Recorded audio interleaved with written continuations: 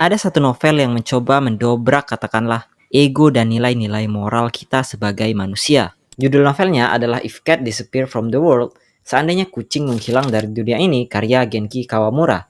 Jadi ringkasnya ada seorang tukang pos yang didiagnosa kanker otak stadium 4 dan kasarnya tinggal nunggu ajal aja. Ibunya sudah meninggal, dia tidak pernah bertemu dengan ayahnya lagi, dan dia hanya tinggal bersama kucingnya bernama Cabbage. Saat ia tertunduk lemas membayangkan kematiannya, tiba-tiba datang satu sosok yang menyerupai tukang pos tersebut dan memperkenalkan dirinya sebagai iblis. Dan umur kamu tinggal 1 hari lagi. Tapi tenang, saya datang ke sini untuk membuat perjanjian. Bagaimana kalau kita bermain permainan? Saya beri kamu usia tambahan 1 hari setiap kamu rela menghilangkan sesuatu dari dunia ini. Cukup sederhana, saya pilih barangnya apa dan kamu bilang setuju atau tidak setuju saja. Kalau kamu setuju, barangnya akan menghilang dari dunia ini dan kamu akan dapat tambahan 1 hari. Dan kalau kamu tidak setuju, ya hidup kamu akan berakhir. Si tukang pos pun iya-iya saja. Nothing tulus lah. Toh saya juga sudah mau mati dan gak ada ruginya juga. Singkatnya tukang pos menghilangkan beberapa benda di dunia ini. Dia menghilangkan handphone, menghilangkan movie, menghilangkan jam. Dan di sepanjang cerita dijelaskan tentang seberapa berharga waktu, ditambah diceritakan tentang hubungan emosional sang tokoh utama dengan kucing. Cabbage, kucingnya itu bukan sekadar peliharaan, tapi sebagai media penghubung dengan kenangan-kenangan bersama sang ibu, representatif dari cinta tanpa syarat. Sampai sang iblis mengajukan pertanyaan, hilangkan kucing dan kamu dapat tambahan 1 hari, atau kamu mati. Di sini si tokoh utama benar-benar dihantam dengan dilema berat. Setelah mikir-mikir 100.000 kali dan jawaban sang tokoh, saya gak mau kucing menghilang dari dunia ini. Biar saya saja yang mati. Dia mengucapkan itu sambil tertawa legowo. Penulis berulang kali mengucapkan, hidup adalah tragedi ketika dilihat dari dekat, tetapi komedi ketika dilihat dari kejauhan. Dan si tokoh utama langsung reservasi untuk pemakamannya dan seperti novel-novel abad 21 pada umumnya, endingnya digantung dan kita gak tahu tokoh utamanya masih hidup atau sudah mati. Kurang lebih begitu rangkuman novelnya. Ada filmnya kalau gak salah cuma saya gak nonton. Yang ingin di-highlight dari cerita ini sebetulnya bukan what happened if cat disappear, tapi lebih ke perjalanan ego dan harapan sang tokoh utama. Dari pilihan awal sampai akhir itu cuma tentang dirinya, demi tambahan umurnya. Bahkan pilihan terakhirnya pun tentang kucing itu tentang dia.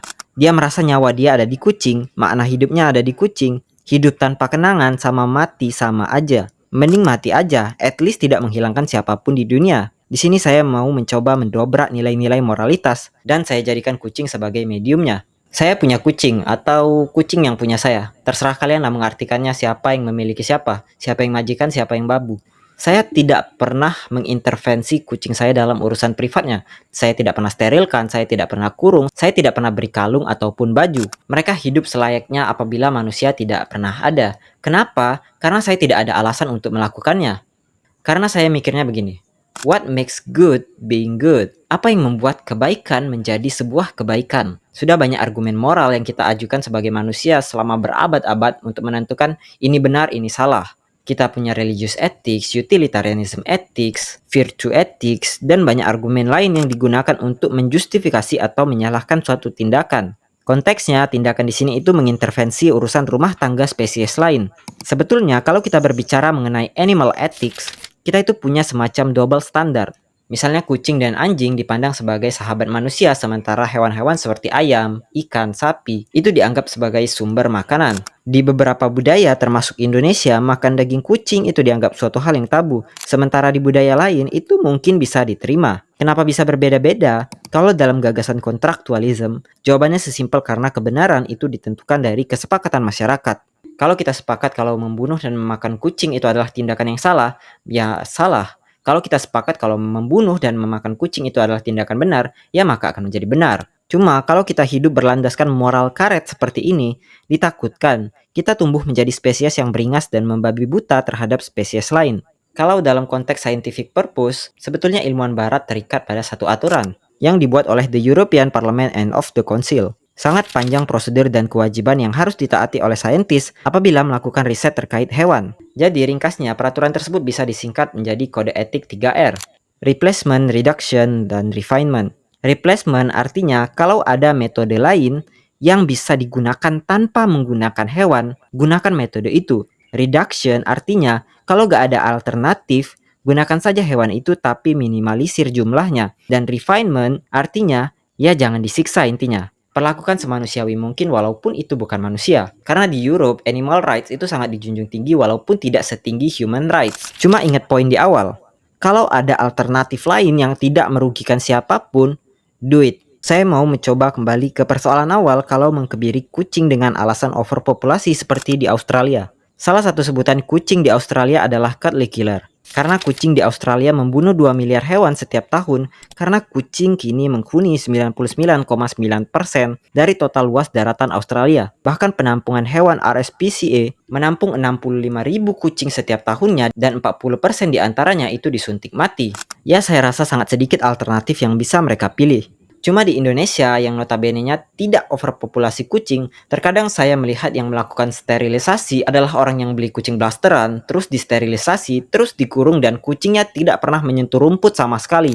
Lalu mereka menyebut dirinya sebagai cat lovers. Bukannya saya seuzon, tapi kalau ada orang seperti ini, entah kenapa cocot etika kepeduliannya di mata saya itu hanya terkesan seperti fasad.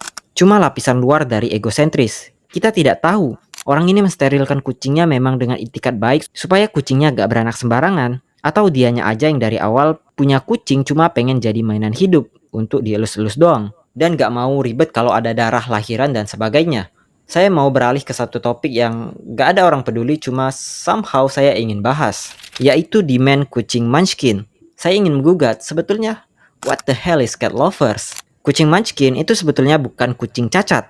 Untuk yang belum tahu, jadi kucing Munchkin itu bisa kita kenali dari kaki pendeknya dan baru diakui sebagai spesies pada tahun 1994 oleh The International Cat Association. Kucing ini memiliki segudang kontroversi karena kucing Munchkin datang dengan segudang health issue seperti penyakit tulang, lordosis, life expectancy-nya lebih rendah daripada spesies kucing lain, dan mobilitasnya tidak seluas kucing spesies lain. Jadi kasarnya spesies ini cuma dibreeding untuk jadi mainan manusia doang. Karena memang kalau dilihat kucing ini dengan kaki pendeknya sangat lucu. Dan kucing ini dibreeding dan dijual ke cat lovers. Wait a minute. Mari kita definisikan dulu apa itu cat lovers. Cat lovers kurang lebih merujuk kepada orang yang memiliki kecintaan dan ketertarikan terhadap hewan kucing. Sesuai etimologinya, lovers, pecinta. Ketika seseorang membeli kucing Munchkin, secara tidak langsung dia sudah mensupport cat breeder untuk memproduksi lebih banyak kucing Munchkin. Lebih banyak kucing dengan less quality of life. Kalau saya mengatakan bahwasannya saya mencintai anak saya, tentunya saya berharap bahwasannya anak saya lahir sesempurna mungkin. Saya ingin dia pintar, kuat, lincah, terhindar dari penyakit. Saya akan memaksimalkan kemampuan saya supaya anak saya tidak lahir dengan resiko penyakit yang berpotensi menyusahkannya di masa depan. Kalau dia lahir tidak sempurna, ya gak apa-apa. Setidaknya saya sudah mencoba upaya terbaik sebelum ia lahir dengan memerhatikan aspek-aspek saat ia masih di kandungan. Kalau dari definisi saya, itu yang disebut sebagai mencintai. Apalagi terkadang ada owner yang membiarkan kucingnya sampai gemuk dan sulit untuk bergerak. Kalau seseorang dengan kewarasan penuh mensupport kelahiran kucing dengan quality of life rendah, sementara dia mampu untuk melahirkan kucing dengan kualitas hidup yang tinggi dengan alasan keimutan, saya rasa kita mempunyai definisi mencintai yang berbeda. Dalam kamus saya lebih suka menyebutnya sebagai cat collector ketimbang cat lovers. Gak cuma kucing Munchkin. Anjing Corgi Wales, Dachshund adalah sedikit dari sekian spesies hewan yang dibreeding cuma untuk cute-cutean. Australia adalah salah satu negara dengan banyak kejadian yang berkaitan dengan overpopulasi kucing. Parlemen Federal Australia merilis sebuah laporan yang mengonfirmasi bahwasannya kucing adalah salah satu alasan kepunahan mamalia di negeri tersebut. Laporan tersebut menegaskan bahwa Australia sudah kehilangan 34 spesies yang punah dan 74 spesies mamalia darat lainnya terancam. Menghadapi krisis ini, pemerintah Australia melakukan beberapa upaya untuk menanggulangi masalah tersebut. Salah satunya adalah mewajibkan pemilik kucing untuk mensterilisasi kucing karena sangat banyak anak kucing yang terlantar dan mengancam ekosistem satwa domestik lain. Di sisi lain, Amerika Serikat juga mengalami problem yang sama, malahan lebih parah. Sebuah studi tahun 2013 di Nature menemukan bahwa kucing membunuh 6,3 sampai 22,3 miliar mamalia asli di AS setiap tahun. Menurut ahli biologi satwa liar Christopher Lepchick dari Universitas Auburn, sebetulnya kalau kita ngomongin masalah kucing, itu tuh gampang. Cuma lobby organisasi hewan itu yang bikin rumit. Misal pada tahun 2019, Becky Robinson, presiden dan pendiri Cat Allies, menggambarkan rencana pemerintahan Australia untuk membunuh kucing liar sebagai pilihan yang biadab, tercelah, dan cacat moral. Jadi sampai saat ini solusi bukan terbenar, tapi termain aman dalam cara menanggulangi masalah. Overpopulasi kucing liar adalah trap neuter release. Tangkap, kebiri lalu bebaskan kembali. Memang rumit kalau kita berbicara mengenai animal ethics, karena mereka memang tidak bisa membela diri. Sampai kucing belajar menulis, cat lovers akan selalu menjadi pahlawan. Sekian video kali ini, see you on the next video. Bye-bye.